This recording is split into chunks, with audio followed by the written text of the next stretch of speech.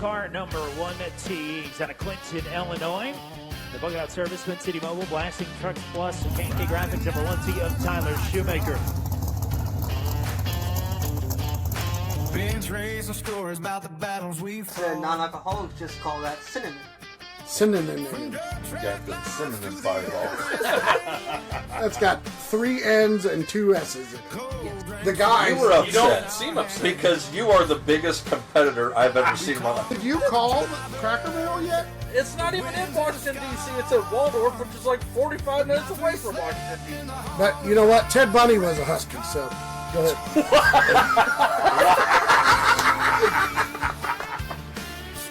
Welcome to the Ice Cold Memories Show. Here are your hosts. What's up, boys? He has. No. Colby didn't. He was 30 minutes late to our session. Yeah. That girl That's about right. and you know another nigga couldn't handle it. So you say to that thing like, ooh, that was not the song I was trying to go. But and cruise to the grooves like an acrobat. Now just her bench, she'd like to pop. We roll it down. He had dumb flat. Let him move your butt. I think I'll say it again. Where's Green? He's gone. I'm right here. I'm right here. That was not the song. I'm back. Pretty good. I was trying to see if y'all would think I was. Yeah. Anyways, happy Easter, everyone. Welcome to the Ice Cold Memory Show. He is risen. Very important piece. Yes, sir. Yeah, we're pretty excited. Hopefully you're enjoying your time with your family. I know this will come out on about 7 o'clock tonight. We're recording. It's about 10 o'clock this morning. I went to church this morning. Pretty good service. Not very many people there. I know y'all didn't go, but I know y'all thank Jesus. Thank you, Jesus, for this wonderful podcast that we have. Let's dive in. What do we got today? Go ahead. We had a little sprint car racing over the weekend. Macri got hurt out at Port Royal, or was it Grove? Was that the I think it was the Grove. definitely I definitely want to talk about that today. I think it's Ryan Jameson and I got a deal going on Twitter right now. We're talking about it. I'd like to touch on that, but go ahead. Keep going, and then we'll get back to it. That's about all I really had, because not a whole lot's been racing world-wise been going on. Did you guys see the start of the Port Royal A-Main last night in the fence? Yeah, it looked like a street stock feature. Holy crap. I don't know who it was, but he turned down and definitely hit the infield tire. That's a wall, and caused a 12-car pileup on the front stretch. Jesus. Somebody will say too, like, yeah, you know why we have qualifying? That's why. Yeah, it was bad. Not a good start.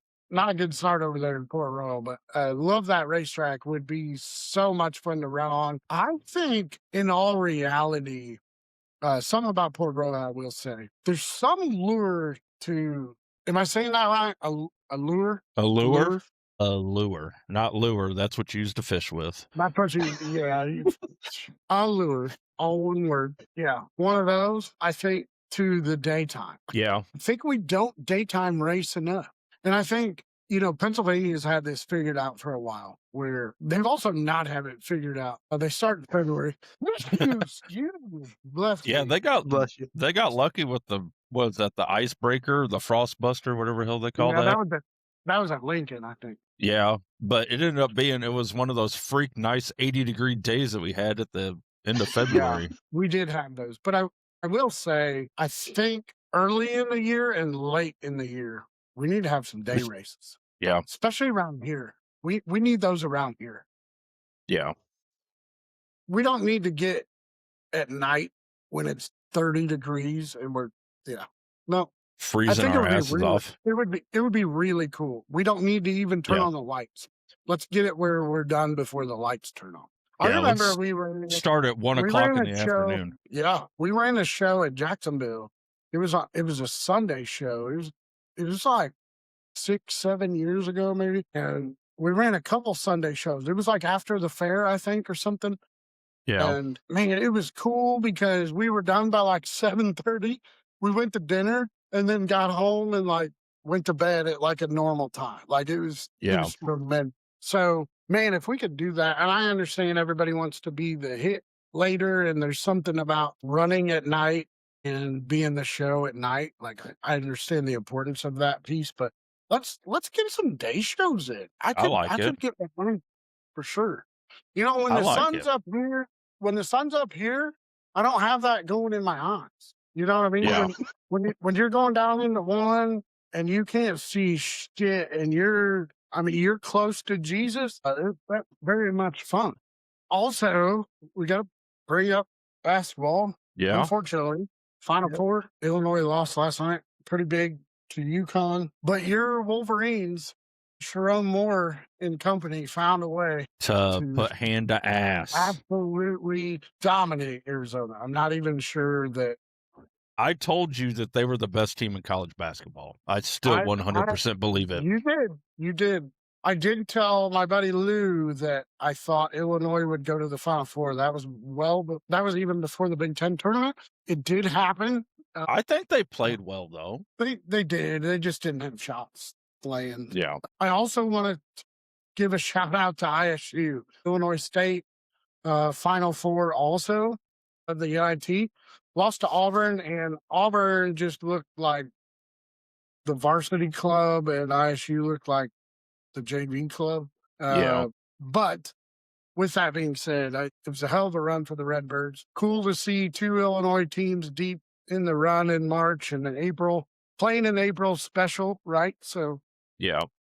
pretty cool. I think the ISU women's team might be. Man, I don't want to say wrong on that, but I thought that they might be sniffing at the Final Four for the NIT also, which is cool, but good for all of those programs on the basketball piece. Yeah. So cheers. Colby missed it.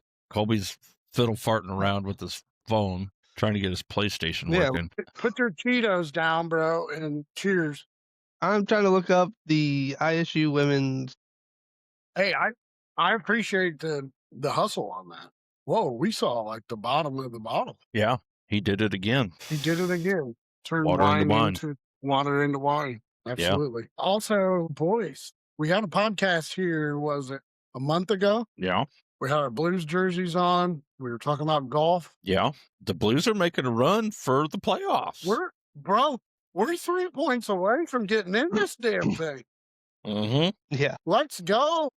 Dude, I'll be honest with you. Like, it would be wild if we could make a cup run. Yeah. Probably not. Our livers happen, won't survive. But I will say it would definitely be more impressive than it was in 2019. Because we were so far behind. Well, but we were far behind sooner. In 19, we were the worst team in hockey at the New Year turn break. of the year. Yeah. We were the worst team in hockey in August. Well, no, wait, this time. No. I agree. But we were. Listen, I'm saying that they went from worst in the league to almost best in the league from January to April. Yeah. In 19, in the cup run. Now we're going This from worst time- in the league to possibly best in the league between March and April. We're definitely not the best in the league by any means, but I'm saying this was after the Olympic break. Yeah. So I was watching a game not too long ago, like this week, and I saw since the Olympic break, we are the second best team in the league. I think it might have been when they played Shark. Buffalo, because they were I think, 11 was 2 and better, 2. Right? Yeah. But I think it happened at the trade deadline. No, that's since the Olympic break. Yeah. That's how they always play though, and it's kind of annoying because they'll play like dog shit first half of the year, then they get to the break and then they come play lights out. See, this is the problem I have. Like, if we talk about college football and compare it to this, or compare it to baseball or the NBA or the NFL, for all that intents and purposes. Everybody wants to compare college football to that. The problem is 70% of the teams make the playoffs, right? So you get a participation trophy all the way up until it. In all reality, the Blues should not be in the playoffs. The Blues should not have a chance to win the Stanley Cup. Should not, right? I guess that's my piece with college football. That's one thing I hate about the playoffs in baseball, hockey, and basketball. Like that's what I hate about it, because in all reality, think of the two teams that the Cardinals had to win the World Series. They weren't very good. They squeaked in, made the wild card one year, and was second, I think, in the standings the second time. Like, I don't know. Like, it's a cool story. It's a cool Cinderella piece. Yeah. You don't have the best teams winning. You just have the best teams from the last month on. That's what you have that win. Right now, if you can take a dominant team and also win, then it's super special. You know, like if you can dominate through the year and then find your way to hold off the teams that did it the last month, that's pretty awesome. But I kind of hate, and listen, the Blues are a perfect example. Now, I will say their cup run, 19, they did go from zero to hero. Right? Yeah. Before the end of the season, we were the best team in hockey. So going into the playoffs, they were the best team, not the worst team to make the playoffs. So I can't say that the Blues got on a lucky run, you know, like the Cardinals did here as of recent. I say as of recent in the past 20 years. By the way, look pretty good right now. Yeah. Baseball team looking good. We got some young kids on there. The St. Louis Battlehawks look good, right? What are they, 2-0? Yeah. Something like that. Did you see their attendance record for the home opener? It was like 31,000. That was impressive as well. Pretty good. Some spring football. So Do we have, I think, Sawalich won the O'Reilly race yesterday? I have no clue. Justin finished third. I know the trucks ran Friday night and then Arcade East. I can't get too many damn series to keep together, I guess. But does Cup run today, or they're? I think they're off. I would imagine they would be off. It was normally, Cup was always off on Mother's Day weekend and Easter. Yeah. Holly Hinthorn, he used to tell me, like, he was so impressed with NASCAR about that. Like, they took off for Easter and Mother's Day. That was very important to him as a fan. Yeah. You know, and I could kind of get behind that. Yeah. For sure. Yeah. It's important days, right? So, yeah. So, no Cup race today. I don't know if there's much sports. I don't know where golf is right now. I didn't watch anything this week. I don't know if they're off or if they're playing. Speaking of golf, Tiger, if you are watching this podcast, stop drinking and driving. No, he didn't even drink. Didn't drink. He blew a 0-0, bud. He was on hydrocodone. Who's on Got the the perk Vikings. 30s? Some perk 30s? No, he was on the Vikings. That'll do it to you. But listen, Tiger, if you are watching this podcast, I understand that you don't want people to know where you're going, and it's very important that is secluded. If you need a driver, I can definitely do that for you, and I will turn off the location on my phone. No one will ever know where we're going. Ever. And you will be fine. Like, and listen, Tiger, also, if you're watching this and you don't want a driver, I can help you. We can do a 4-week program. It's going to cost you about $15,000, but we can do a program and I can teach you how to drive. I can also teach you how to make sure that you do the right things on the road to not get in trouble. So listen, Tiger, if you want my assistance, holler at my people. We'll get you straightened out. We'll get this thing set up. You don't have to worry about missing the Masters ever again. Is this where we cue the CBS Jim Nance? Salute to Tiger. And then, of course, at the end, the welcoming of a new champion in Scotty Scheffler. We'll just cut to the video what the clip fuck, of the. Man? Listen, how do you not know how to fucking drive? I don't understand that. I was gonna say something, but I'll be quiet because No, let's hear it. it was the Asian part of him that took over. I think. Well, Steve said that, and obviously, guess what? Steve's gone again. Ain't seen Steve in fucking 4 weeks. He is not Jesus because he ain't showed up anywhere. I did see he posted some video of his son last night. Yeah. Oh, he might actually be dead at this point. He could be. I'm not sure. Oh my goodness. How do you not know how to drive? Come on, Tig. Get with the program. You know what it is. You know Join what it our is? development program. Tiger, he gone. I would love to be. Where the fuck he go? Just disappeared. We all froze. Said he was connected. I don't know. He gone. Well, while we wait on him to come back, we'll circle back to Illinois State women's. They went to the final and lost. They lost. Yeah, they lost 41-66 to Marshall. Really? Yep. Well, that's good. I thought that they won their Final Four game, so that makes sense. Where was that final at? You know? See if I'm looking. Looks like it was played at Cam Henderson Center in Huntington, West Virginia. So that was at Marshall. That's where Marshall's at. Okay. Yeah. I didn't know. I mean, obviously the NIT. Oh my goodness, he's alive.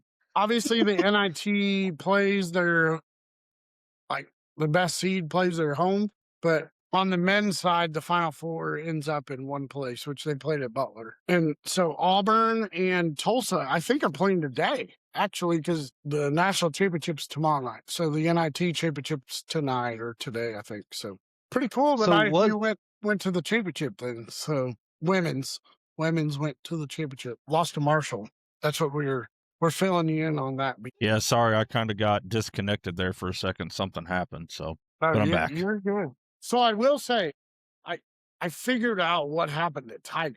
Tiger hasn't played enough best ball with his buddies when you're just ham boned and you have to get the cart down the course. You learn how to. Yeah. You learn how to put 36 away on the front nine. Yeah, and you get to 9, you're getting ready to get to the turn, you're going in to get 7 hot dogs, come back out and you spill the cooler when you turn too sharp. You gotta have, some of those times, and I don't think Tiger had enough of those. As a kid, he probably had a caddy.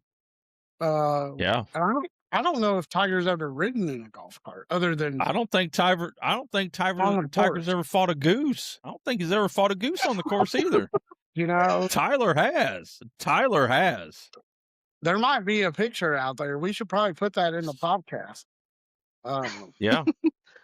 They're he whispered some sweet nothings to a coyote too. Yeah. And Steve wrecked our golf cart. Steve did wreck our golf cart. Did you see those pictures that I sent the other day? Yes. That was awesome. I golfed in shorts. You golfed in jeans, which was super. I don't.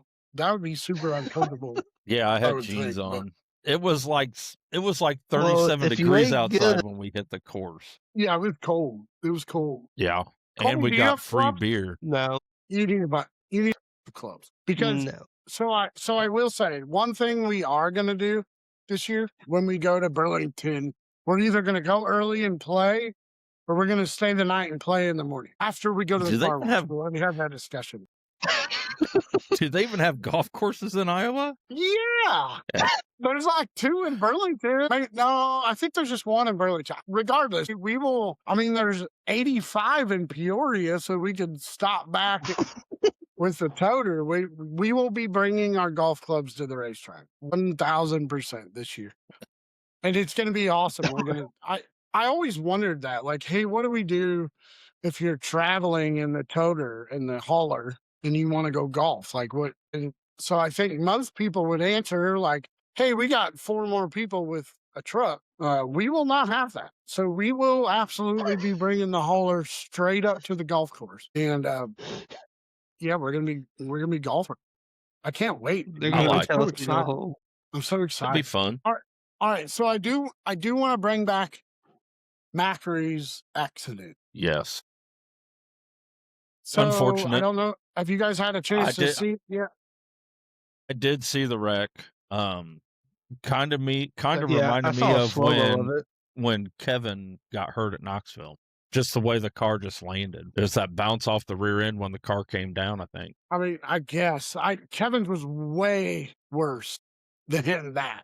That was No, basically it really wasn't though. Yeah, he went up and hit the catch fence and just slammed out. Like it might have been a million times worse than what Macri's was. Yeah, but it's the same principle. I mean, I'm guessing the driveline came up and blasted the seat. And it don't take much. So I don't think it's the drive line to the seat. I think it is okay. So this is what I was talking about with Jameson. So Johnny Wingo on Twitter brought it up and said, "Hey, are we going to talk about the guy who broke his back twice within a year that uses the bump stop system in the seat?" And it basically said, "I'm not saying that it's the bump stop seat problem. I don't know if it helped it or if it made a difference or if it made it worse." Like, no one knows that data, right?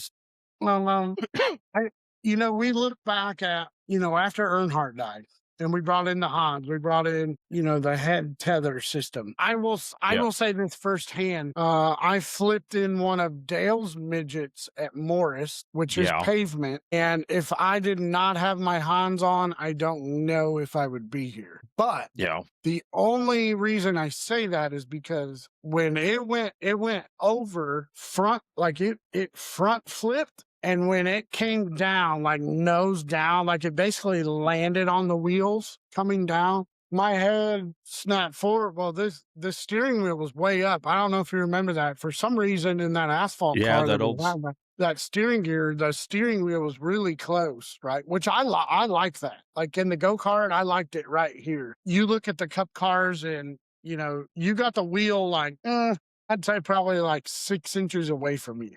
Right. Yeah. The whole reason for that is because it doesn't wear you. You got all this right here versus, they always say, like, if you're driving down the road, you don't extend your arms. Then we have a funny joke on the way to Michigan about that. But regardless, but how you know Tyler's asleep. With that being said, I think the problem that we have in the midgets and the sprint cars is we are too straight up. Right. So one thing I will say is the back of the seat protects your spine against forward and back movements. Yeah. Mm-hmm. It does not protect your spine from down and up. Up and Because that's what you're doing. You're basically taking the spine and pulling it apart, or you're crunching it together. And there's nothing that stops that, right? So essentially, I said this on Twitter, like it's like putting a pencil in a press and pressing it down. Like that's essentially what's happened. Now, I will say, I do remember when we first introduced the Hans, a lot of guys got a Hans, but no one had full containment seat, right? And that's the only way that worked. Yes, if you are going to wear any head and neck restraint, you also must have a full containment seat. Because in all reality, sprint cars and midgets, we're flipping sideways like this, right? We're not flipping. I mean, really, the Hans and the head and neck was all about sudden stop forward, and we don't really have those in midgets and sprint cars. We have side to side, which is why it's important that we have, full containment.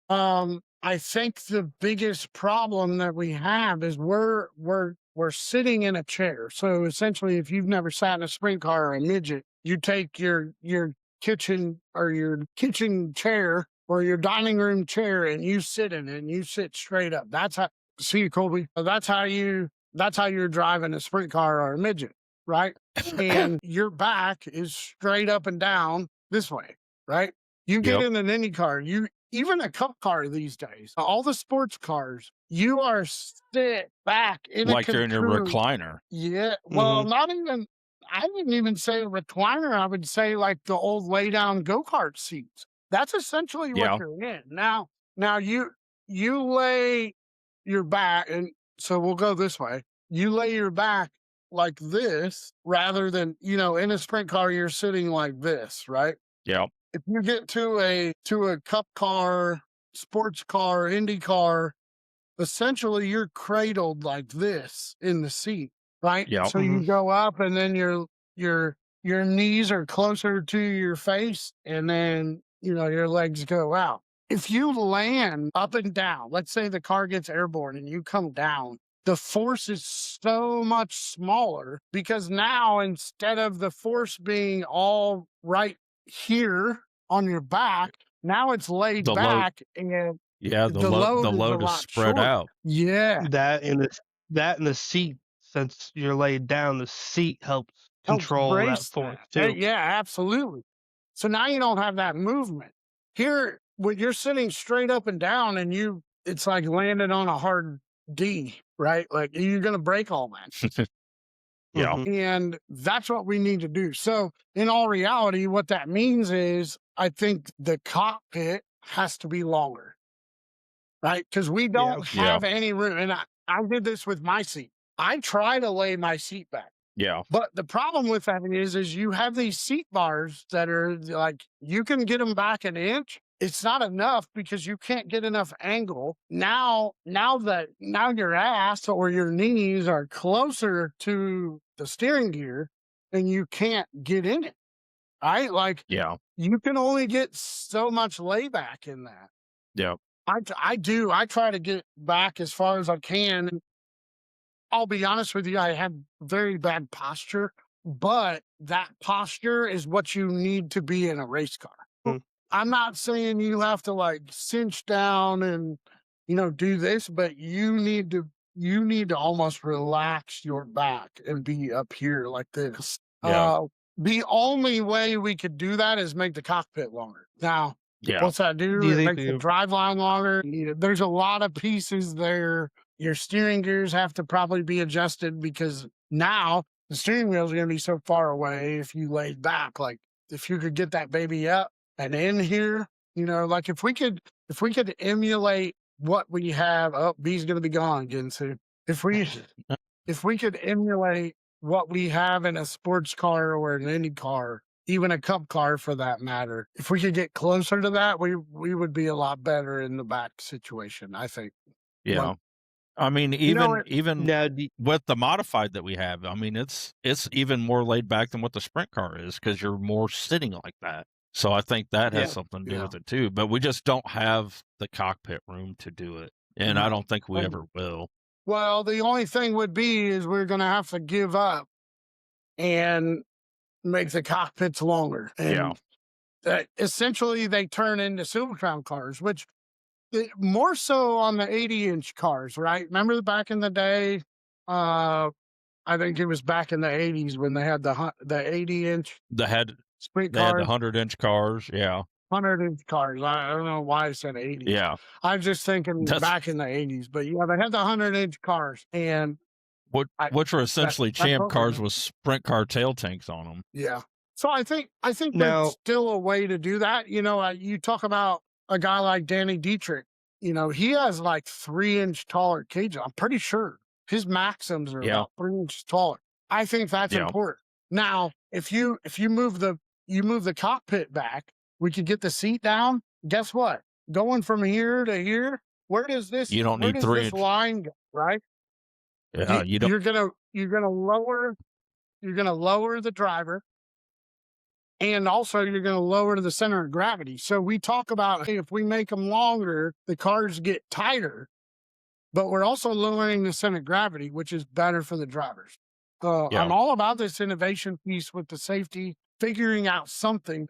It's been said too, and I know Mike Hess is on the Sprint Car Council, but literally they haven't put anything out since 2025. We don't get that information, right? We just get it in a rule form. Hey, the Outlaws are going to mandate you gotta tag your tanks with 10 bolts, and that's the rule. Okay, let's talk about it. Let's get some people involved because there are a lot of smart people out. And, for a guy like me who runs 305s, my opinion doesn't matter. But you know what, to be honest with you, we've been running sprint cars for 25 years. I think, like at this point, I think we have some good information. Now, I don't have all the technical data and whatever else, but let's have a conversation. Let's get this going. So I really hope that, maybe we can bring some awareness to this and get more people involved and get some more ideas out. Just because I have an idea or just because somebody else has an idea doesn't make it bad. It makes it progress, right? Like let's have this discussion, and then, hey, I might be wrong, but because I brought my opinion up, we disproved it, and now we're moving forward, right? So we need to do more of that. I think people are afraid to share their opinion in 2026, and we need more of it. But I think also on the same token, I think people need to recognize that, hey, instead of, hey, your opinion sucks and my opinion is the only one that matters, let's have a discussion about it. Let's figure this out, because all we're doing is saving each other's lives, right? I don't want to be in a fucking wheelchair. I'd rather die than be in a wheelchair and not be able to walk for the rest of my life, right? So let's fix it so drivers continue to walk away from these easy crashes. Let's be real. Macri 100% in the shape that he's in should have walked away from that. That was nothing. Nothing. Yeah. And there's two questions. There's fluke situations out there, and it's always going to happen, and you're always going to have those. But if we can figure out a way to try to prevent a majority of it, then I think we're going to be better off as a sport, and we're going to save people. 100. Well, you're about to say So something. I got two questions on still within this safety talk.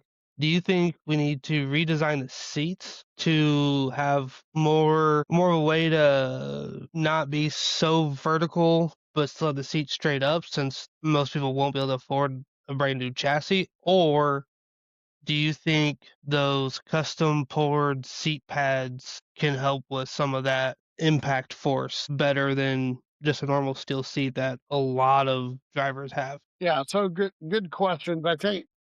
I think we need to get past the point of hey, it costs too much to get a new chassis. Yeah. I think every chassis manufacturer needs to go in and say, hey, we're going to tell High Limit, we're going to tell Outlaws that we ain't making these cars no more. We have to make them longer, right? Which will essentially force it out. Now, I understand, we talk about costs and whatever else. Hey, we have two cars. We have two Maxos that I'm super proud of. They're right in our backyard. And I think, in all reality, that's all I've ever ran other than the Domel that we had. They're safe race cars. I trust Dan. I trust Ron. I'm good with that. But we need those guys to go to the sanctioning bodies and say, hey, we're something's not right here. Triple X, Maxim, J&J, all these chassis manufacturers need to get together and say, hey, we have to 100% stop what we're making now, I think, and we're going to have to change this. But we have to collectively, and drivers have to understand that too. Now, if you're a top team and you got 17 chassis out there, sorry, I don't know what to tell you. It is what it is. I'd rather change that rule and make it more expensive than I would opening up the tire rule or opening up the shock rule or opening up the motor rule, Yeah. And I'm not trying to eliminate motor builders' jobs or shop guys' jobs. I'm not trying to do that. I'm just trying to say that we're spending money on horsepower when we should be spending money on safety, right? And yeah. And I don't disagree. This isn't, the old heads will also say, hey, this is a dangerous ass sport. We killed people left and right in the 50s and the 60s, even into the thousands. I mean, think of all the sprint car drivers we have killed in the thousands and 2000 and 2010 on. The cars keep getting faster again. It just that scenario, we have to fix that piece. I'm not saying that we can't have fast race cars. I'm all about that. And there is the safety just hasn't kept up with it. Well, there is an allure to the danger of the sport, right? People want to see something dangerous. They do. They want to see it, and that's why we have the adrenaline pumping. The fan base that we have. So that piece is important. I'm not saying, make it completely safe. It's not like the Little Giants when we're wrapping each other up in bubble wrap and we're going out to play football.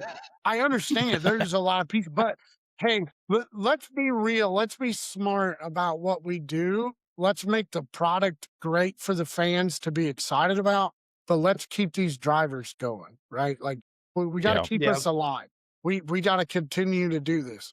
So that's number one. Number two, I think the seat pour insert is very, very, very, like, we've been looking into it on our end. We don't have a seat insert, but I've been heavily thinking about this. I think it's very, very important. To that piece, though, we absolutely have to get away from up and down seating. No matter what kind of seat pour or insert that you have, when your spine is sitting straight up and down and you go to make you compress your spine, the seat insert is going to help some. But you take a ride like Kevin Swindell did at Knoxville, or even who was it that crashed at Attica last year that got hurt real bad? Caleb Henry. I don't remember who that was. I don't remember who it was, but you have a crash like that, it's going to be hard. You know what I mean? Yeah. So, but whatever we can do, right? And so you read these rules in the series, and a lot of stuff isn't mandated, and I don't think people understand that. So it's highly recommended, or like read the rules on what that is, and the reason for that is basically so the series don't get sued. Like your safety as a driver, as a car owner, that's up to you, right? In some scenarios, that how much money do you want to spend to keep your drivers safe? And you know, if I don't have all of this stuff, if I don't have a seat insert, if I don't have, you know, the best, I don't mean to get off track, but like when I wrecked in the midget, we had head support and we had shoulder supports, and the entire seat moved forward, folded from my shoulder blades on about 4 inches forward. Like that's how hard it came down. You know, that impact, it came down to the front when it landed, and like it bent my Hans clips 90 degrees on my helmet.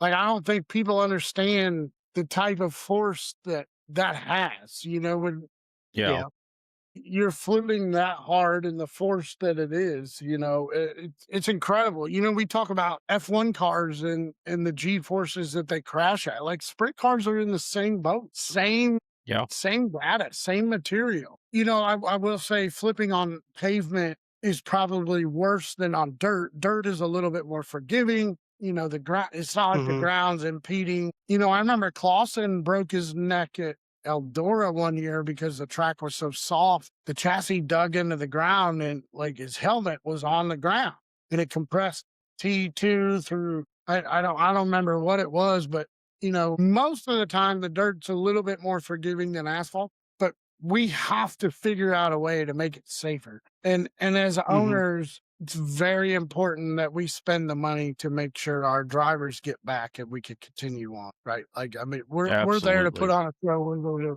keep going. We got to take care of it. And listen, again, we're some wild ass crazy bastards. People who drive cars and do it at high speeds and put yourself in crazy positions, you're crazy, right? Like you got something wrong with you. Like there's some piece up here that's missing. That's all of us, right? Like that's what we do. So that piece is never going to go away. But I really think we can spend some effort. Let's have at least a conversation about what we're doing with the cockpits of these race cars. Let's fix this. You know, I know Sharpley, they're doing tremendous things over there in Indianapolis and trying to, you know, get all this padding and stuff. It's incredible what we've done as far as, you know, since Dale Earnhardt died, you know, and seatbelt. And you talk about, you know, percentage of stretch, you know, in a seatbelt. You have a hard wreck. Are guys replacing belts like they should? Probably not. You know, it's also an adage of, hey, these seat systems are moving, right? They're supposed to help. You know, I mean, we're moving that much on a solid impact.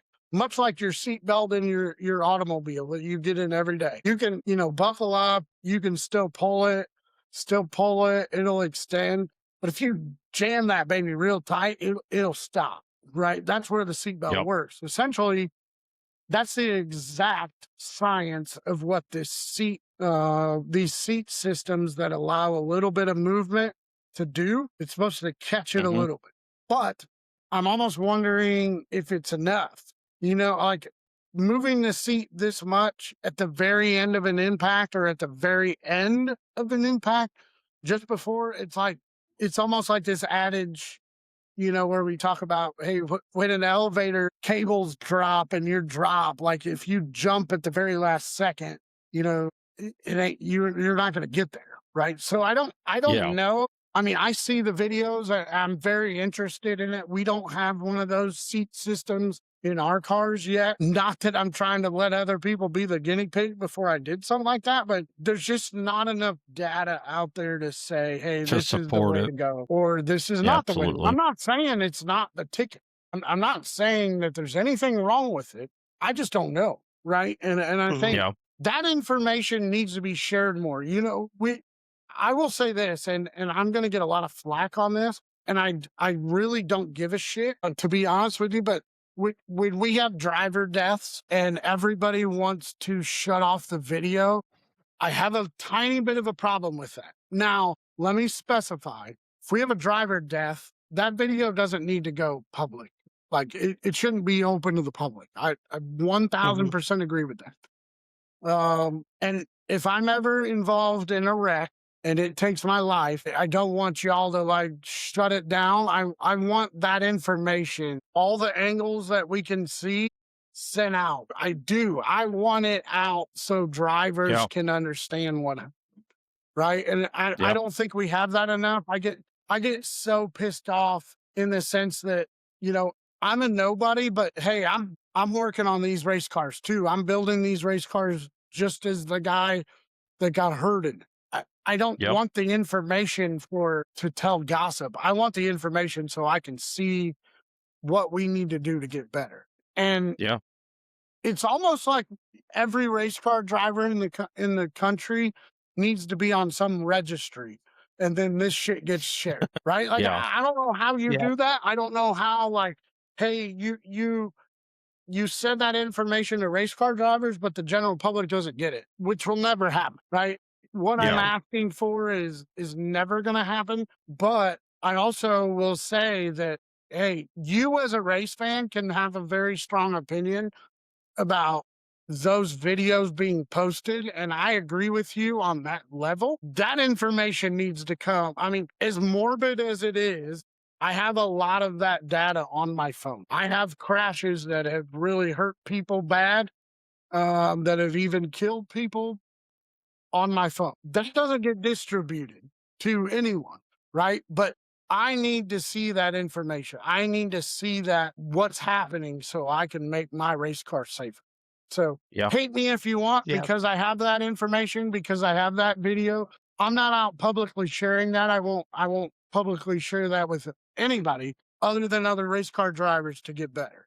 And that information needs to be shared somewhere. I don't know. Like I said, I don't know if you have like a registry and like it gets distributed to everybody. Like I don't know what the right answer is on that, but I will say that data needs to be looked at. That data needs to be shown to race car drivers, not just the Sprint Car Council or the Stock Car Council or the Midget Council. Whatever it is, it needs to come to people that actually want to make the sport better. Yeah, 100% agree with that.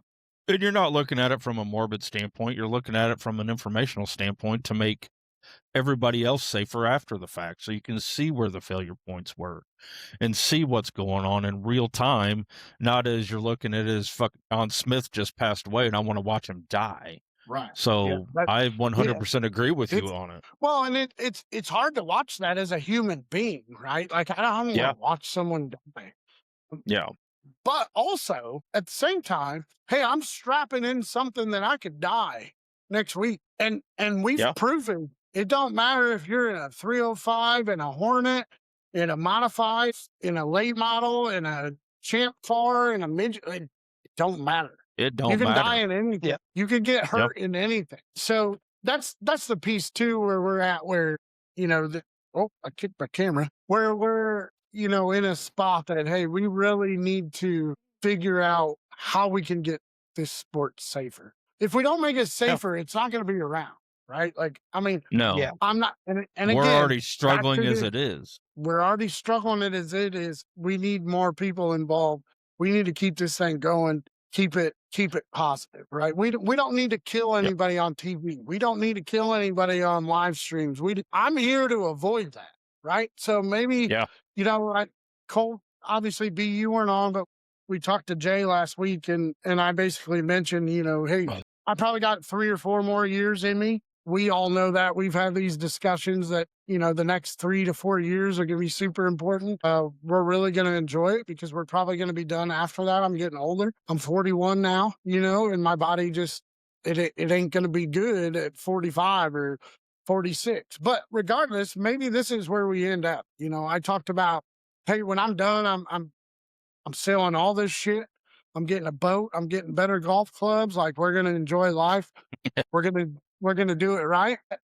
Maybe this is this piece, right? Maybe there's a future for, keeping the next generation safe. I want to see this sport continue on. There is, since we were little, B, and I know, we grew up together, right? Like, we were inseparable, and it was all about racing and obviously other sports too, but racing was our passion. This is where we're at. Maybe there is a piece down the road where this is how we stay involved in the sport. And I'm very interested in that because, quite frankly, this is one of the best sports out there. It's one of the purest forms of motorsport that there is. And I think it's very important that we continue to keep it growing and keep it going, right? I don't want to I don't want to get lazy on the sense that if there was anything else I could have done to do better, to leave this sport in a better spot, I want to be a part of that. So, 100%. I think it's important that we keep it going. Yeah, we can try. Definitely try. We could try. Well, Easter Sunday. I think y'all having some ham today? What do we got cooking? Yeah, ham. Doing ham and taters. Ham and taters. That's what we got going too, right now. Yeah. I love ham. I wanted to smoke a ham. I've bought like smoked ham that was already smoked, and then we just cook it. I really wanted to smoke a ham. I still haven't ever done that. Just go ahead and do it. Just get you a ham and throw it in there. Yeah, well, we got a ham. I had a podcast I had to do set. So, no. We're gonna be eating ham at 11:15 tonight, babe. Absolutely. Well, I'm glad we got to do this show. I hope. Yeah. It's really an interesting piece. I think that as we move forward, we gotta protect our own, protect each other, right? Like, hey, we can't start a council and be on a council if we're not here. So I think we really, really, really need to spend some time at pushing efforts towards making this better, right? If we don't, and the next guy don't, nobody's going to do it. The sport's gone. Yeah. And then the sport's going to be gone. Unfortunately, I don't think we've had a whole lot of, we've had safety innovations for cars with like tethers and stuff like that here fairly recently, but I don't think we've had a whole lot of safety innovation for the actual drivers here as of late. No, you make a great point, Cole. Because like the Hans came out early 2000s, and that's kind of been it. I know there's been some regulations on like armor strengths and stuff like that, but like there hasn't been much else. Yeah. So I really wish you wouldn't have said armor strengths because I could go another half hour on that. No, but you're absolutely right in the sense that all the tethers. We talk about mounting the tanks. That's for the fans, not for the drivers. We're mounting tethers on the front ends. That's for the fans, not the drivers. Now, also agree with that. I think in some scenario, I'm not a huge fan of the tank piece, but I 1000% can understand. We need to keep everything inside the racetrack. 100%. Like, the fans that are coming to watch should not have to worry about dying. You know what I mean? Yeah. That can also be said about where we park. Also, I think some racetracks need to get that figured out. I've seen way too many vans get obliterated by a sprint car coming in, and now your ass got to walk home and call an Uber because of where we park our vehicles. So listen, track owners, let's work on that a little bit.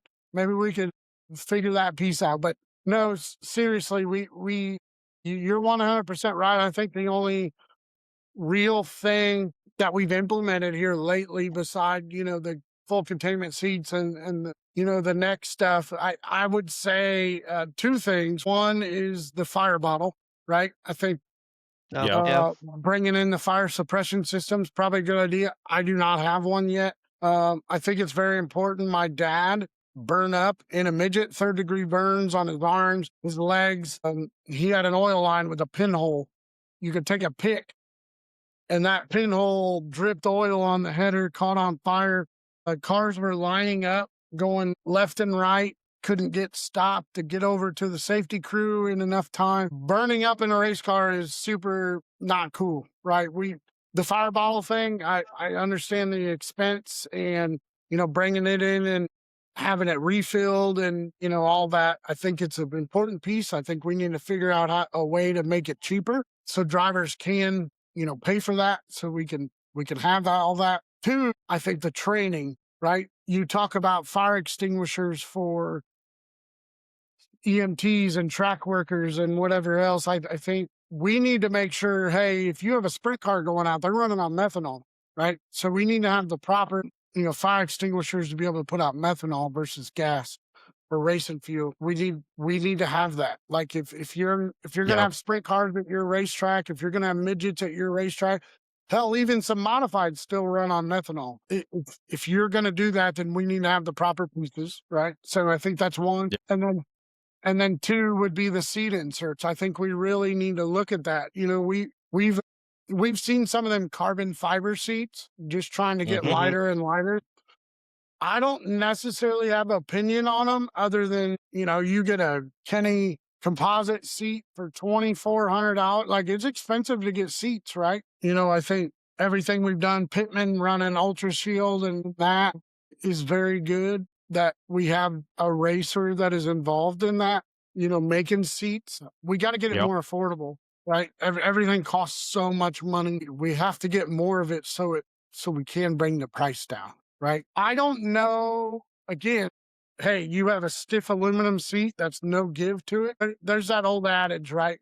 Back when Earnhardt was killed, the cars were so stiff that the only thing in the car, the whole car that moved, was the water bottle and the brain.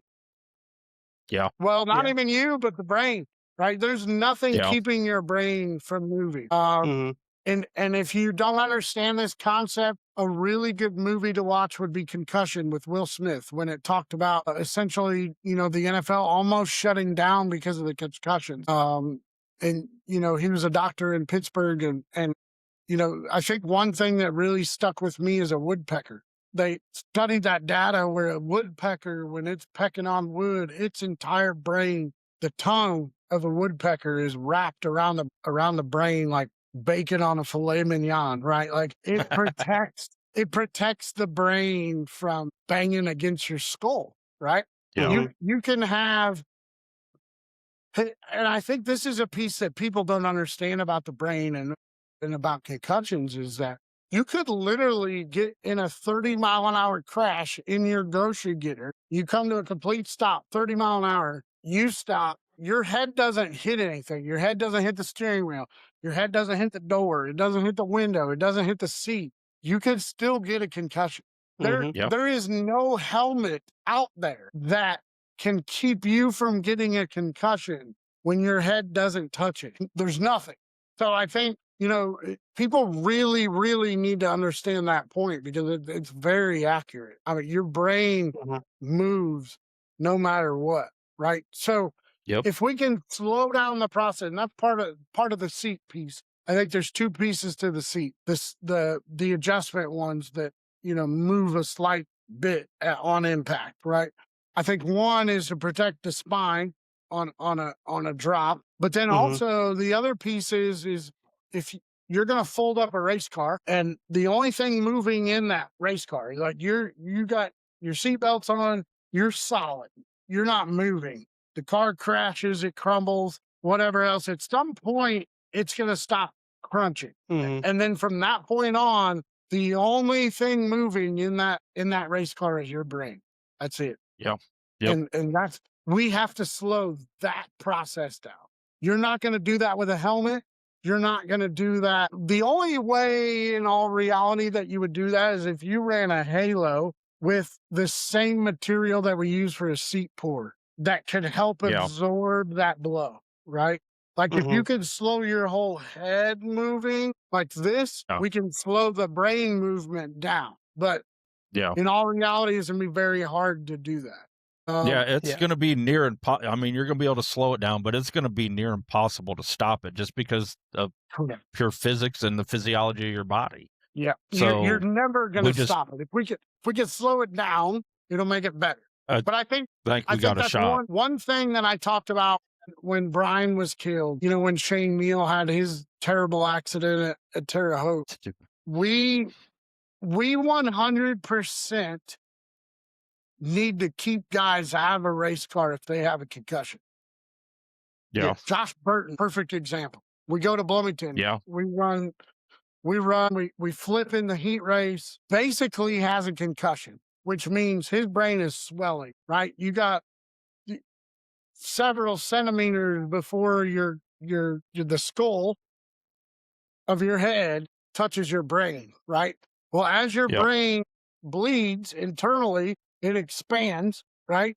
And it gets closer to touching your cranium. He made the show, went out in the A, and I think flipped again. And there's no more room for your brain to grow at that point, right? Should have been done for the night, should have been done for several weeks. And I know that's going to be a very hard conversation that race car drivers have, but, Alex Bowman is sitting that piece right now. Dale Earnhardt, when he had that concussion in the Corvette, did he have a concussion in the Corvette? I don't remember. And then, it pulled into the Cup car when he went to Hendrick. It's a tough piece, but we need to stop portraying guys to not be tough because it'll kill you. So you can be tough 100%. and go out there and do it, and then your ass will be dead. So how tough do we want to be? I don't know. I mean, a concussion retired Kurt Busch. Yeah. It's retired a lot of people, and, I think CTE is a real piece. I think, I hate to say it, but for as many concussions that I've had in my life, I think I've experienced some of those issues. And, at some point down the road, it doesn't affect me necessarily very much right now. I mean, every once in a while, I have some of those symptoms, but the more that you get, the more that you don't allow your brain to heal. It's going to be a tough road. Yeah. It's going to be a tough road. So we love what we do. It's one of the greatest sports out there. We got to protect our guys. We got to keep this sport around because if we don't protect our people, it ain't going to be here. So good talk, appreciate boys. It, convo this morning, with boys. Let's go out and enjoy our Easter. Enjoy your ham. Enjoy your family and enjoy this show. This show is one of the best podcasts ever made. Oh, man. Let's send them out. Y'all have a wonderful Easter. See ya later. Everybody get right.